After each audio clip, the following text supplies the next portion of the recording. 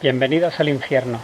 Aprovechando la ola de calor que nos invade, pues qué mejor que hablar de historias que sucedieron unas decenas de grados bajo cero entre las estepas de los ríos Don y Volga. Esto es el Estío K-17 y el que os habla, Hugo Cañete. Nuestra historia de hoy va de un hombre y de una división, de cómo uno sobrevivió y de cómo la otra desapareció sin dejar rastro en ese infierno que fue Stalingrado. Se trata del crudo testimonio de Arthur Kruger, un oficial del 120 Regimiento de Infantería Motorizada, perteneciente a la 60 División de Infantería, también motorizada, que logró sobrevivir milagrosamente al mortal cerco soviético. La 60 División de Infantería Motorizada pues venía luchando ya desde el comienzo de la guerra. Se trataba de una unidad prusiana compuesta principalmente en sus orígenes de efectivos de la policía y de las SA de Danzig, y participó en la campaña polaca, posteriormente en Francia en 1940, donde adquirió el estatus de división, y unos meses más tarde pues sería destinada a los Balcanes, donde participó en la conquista de Yugoslavia y de Grecia. En junio de 1941 comenzó Barbarroja encuadrada en el primer Panzergruppe del Grupo de Ejército Sur de von Kleist, y en el curso de las operaciones pues llegó a cruzar el río Dnieper y se plantó frente a la ciudad de Rostov, que finalmente consiguió conquistar. Durante el crudo invierno de 1941, que fue negro presagio de lo que ya estaba por venir, pues se ve obligada a retirarse al río Mius en una serie de batallas defensivas.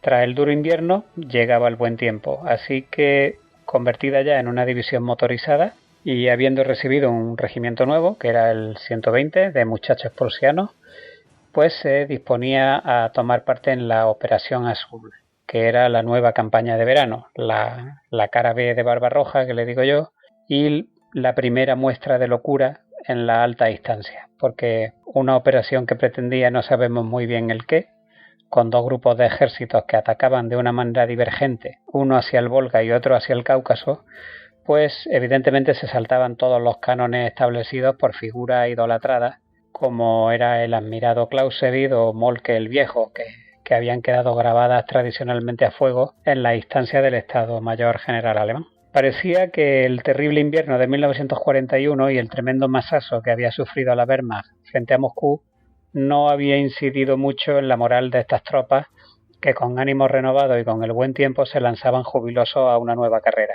Pero esta vez no hubo embolsamientos, ni grandes ni pequeños, ni se hicieron prisioneros en los cientos de miles que se habían acostumbrado en las grandes bolsas del año anterior, en las batallas de aniquilación como la de Minsk o la de Kiev.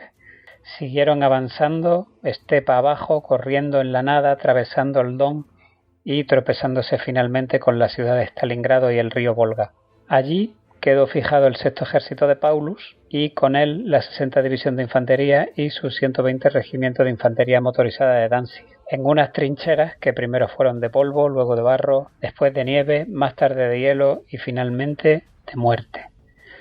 De este infierno logró salir Arthur Kruger, que es el protagonista de nuestra historia y el único del regimiento que vivió para contarlo. De hecho, nos dejó un testimonio, que es el que voy a leer hoy, y que va diciendo así. Nuestras compañías solo tenían entre 30 y 50 hombres. Nuestra línea de frente presentaba huecos. Estábamos esperando refuerzos. Nos aproximamos a los rusos tanto como nos fue posible, a menudo a una distancia de 100 metros, para evitar los órganos de Stalin, que eran efectivos en un radio de impacto de 250 metros. Si nos disparaban, tocarían a su propia gente. Además, disponían de buenos francotiradores. Andar por ahí de día era suicida. Por la noche cavábamos como locos para ampliar nuestras trincheras. La tierra se sacaba con lona y se esparcía detrás de nuestra posición. La munición y las raciones nos llegaban de la retaguardia. También recibíamos algún reemplazo de vez en cuando, conductores y gente de las unidades de servicio de retaguardia, la mayoría sin experiencia y pobremente adiestrados. Debido a la escasez de infantería, cubrí un hueco de la línea del frente con mi grupo de 10 hombres de morteros pesados. Delante de nosotros había un campo de minas y luego los rusos. Tenía en mi grupo 4 cabos, veteranos con los que había luchado desde hacía bastante tiempo. Calibramos los morteros con precisión y podíamos hacer blanco sobre los enemigos detectados dentro de la distancia de tiro. A nuestra izquierda estaba el puesto de mando de la quinta compañía. A la derecha se desplegaba un grupo de ametralladoras pesadas. La compañía de fusileros tenía escasez de hombres debido a que los hombres estaban recibiendo disparos en la cabeza. Tenían fusiles con miras telescópicas, pero no estaban entrenados. Le ordené a uno que me pasara el rifle y maté al francotirador. Algunos hombres volvieron de la convalescencia del hospital militar. Llegaron hasta nuestra posición con los de intendencia. Mentalmente debían estar todavía en Alemania y no prestaron atención a nuestros gritos de «¡Cuidado, francotiradores! ¡Agachad la cabeza!». Fue demasiado tarde. Nos volvimos supersticiosos. Quien se iba con permiso de convalescencia, moría. No tuvimos que preocuparnos más por eso, porque a partir de ese momento ya no hubo más permiso. Los rusos probaron la fortaleza de nuestras defensas mediante pequeños ataques. Generalmente acabábamos barriéndolos. Luego oíamos los débiles gritos de los moribundos pidiendo ayuda. 3 desertores llegaron hasta nuestras posiciones. Les pregunté, ¿por qué no ayudáis a vuestros heridos?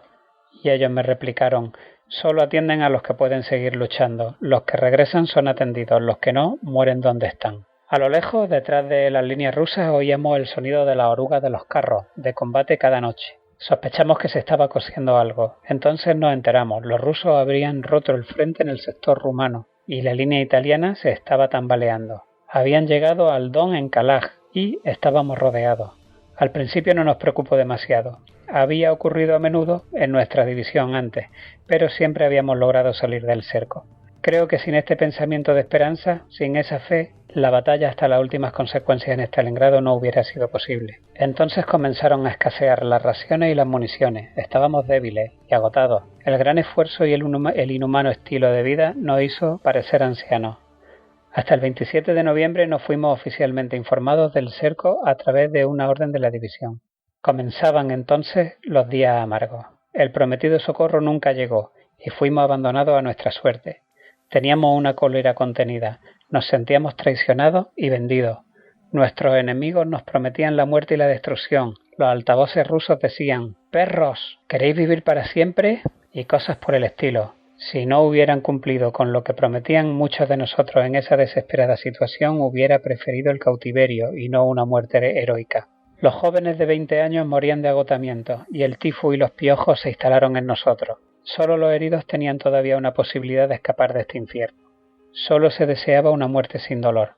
Algunos se provocaban heridas con la esperanza de ser evacuados como heridos. Otros saltaban de sus posiciones y se exponían hasta que eran cegados por los francotiradores. Solo los que poseían nervios de acero podrían sobrevivir. Algunos desertaron por pánico, hambre o mera desesperación. Quizá pensaban que podrían escapar de la bolsa de esta forma, pero eran prendidos y ejecutados, o puestos a despejar campos de mina en una compañía de castigo. Por Dios, ya no pensábamos en la victoria y nos conformábamos con sobrevivir. Hasta ahora había sido posible que el que lo necesitara podía retirarse con las cocinas de campaña, dormir toda una noche y asearse de la acumulación de suciedad de una semana de lucha. En el frío, el mal olor no era tan malo, aunque persistía la sensación de estar como un cerdo en una cochiquera.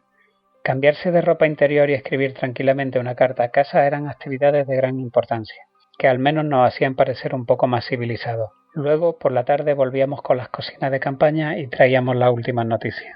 Ahora, totalmente sucios y hacinados, vivíamos como ratas en nuestros agujeros, peor que la gente en la edad de piedra. Nuestra principal ocupación era intentar aplastar al piojo más grande. Tras aplastar a 100 en la manga de mi casaca, dejé de contarlo. Una tarde, cuando nos traían las raciones, un par de rusos entraron en la trinchera y se comieron el contenido de una cazuela. Se cagaron en ella y luego se fueron a sus líneas. Aparte de robar comida no hubo baja. También esto era la guerra. Obviamente en los puestos de mando había búnkeres con calefacción, agua y letrina. Si no estuviéramos bajo el fuego de la artillería uno podría estirar un poco las piernas por aquella zona. Los hombres de las unidades de servicio lo pasaban mejor. Sufrían menos hambre, lo que podría explicar que hubiera más de ellos entre los que contaron la historia de Stalingrado. Una noche, un T-34 penetró en nuestras líneas y se detuvo. Nuestro sargento, Viertala, hizo salir a la tripulación con humo y los capturó.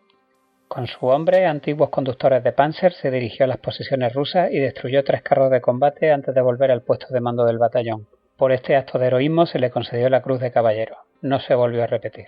Creo que fue a última hora de la tarde del 30 de noviembre cuando oímos orugas de blindado. Conté 10 T-34 dirigiéndose hacia nosotros. Atravesaron nuestras trincheras y entonces nuestros cañones contracarros les dispararon en la parte trasera. Un batallón de infantería les seguía a alguna distancia, tratando de romper nuestro frente. Les dejamos que se acercaran hasta distancia de tiro de fusil y luego desatamos el infierno. El ataque se desmoronó ante nuestro fuego cruzado. Nuestros Panzer atacaron con infantería y eso nos provocó bajas. Fui herido en la cabeza y el hombro izquierdo y llevado al puesto de mando que había en el barranco cerca de la plana del batallón. Allí recibí los primeros auxilios por parte de un sanitario antes de ser llamado ante el capitán de la compañía. Este me dijo: «Querido Kruger, no tenemos ningún deseo de que te marches, pero estás levemente herido y tienes una oportunidad de salir de aquí. Llevas 30 meses sin irte de permiso. Estaba previsto que fueras el primer hombre en recibir uno tan pronto como recibiéramos reemplazo. Desafortunadamente ya no hay permisos para nadie. De todas formas, aquí tiene su pase de convalescencia que es válido fuera de la bolsa. Aquí tiene algunas cartas que deberá dejar en la primera oficina postal que encuentre, ya que es usted de Danzig y probablemente irá allí. Y esperemos que llegue. Aquí tiene un sobre lacrado que deberá entregar en la comandancia de Danzig. Preséntese en el lazareto al cirujano de nuestra división, el doctor Heidinger». Allí en el lazareto recibí el mejor tratamiento posible y me dieron cartas para enviar a Austria, el país natal de Heidinger.